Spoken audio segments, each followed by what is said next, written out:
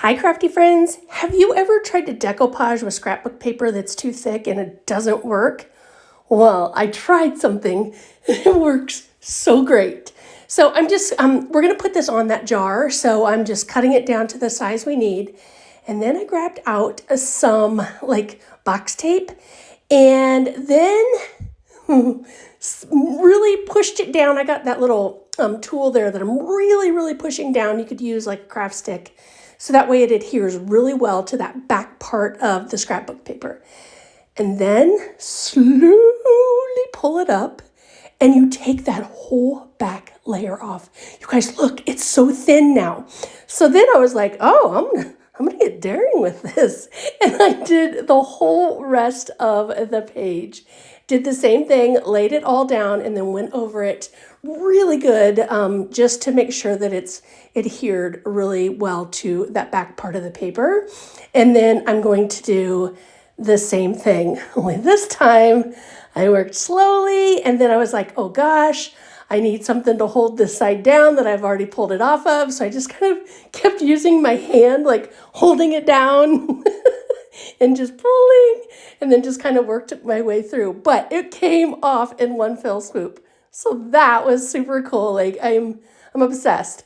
So then I drew a little heart on the front of the paper because I'm going to cut out, because we're going to make it into like a luminary. So I wanted the heart to be cut out of there. So I just do that real quick with a pair of scissors, and I mean, nothing fancy. Now the piece of paper wasn't wide enough to go all the way around that glass jar. So I had to do two pieces of paper because the way the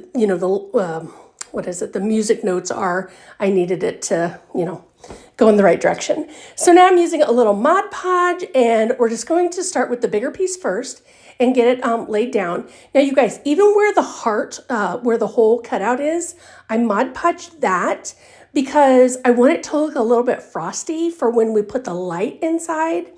And you can see I'm not doing the top part of the paper all the way up, because I want that to be kind of like a frosty top as well. And then I'm going to add some twine and everything around there. But like I said, we're just going to work on the first bigger piece of paper. And you can see it's longer at the end, but we're going to kind of tuck that up underneath. So I got the bigger piece of paper on, and then I put the other one, the smaller piece, around it. Went over and did a coat of the Mod Podge over the top of everything once I kind of got it on there and ready to go. So once I did that, I was like, okay, how am I going to fold those pieces down? I felt like, I didn't just want to push them all down because it might be a little bit too bulky and weird looking. So what I decided to do was just take my scissors and just like little snips all the way around. And then I can Mod Podge those down, and then we have a nice clean bottom part there. So I just added a little Mod Podge in, and then I would just kind of push each piece back and just let it kind of glue itself down, and then worked all the way around it. So here's how it turned out. And of course my cat got in the way and thought this was a toy. But I love how cute this project is.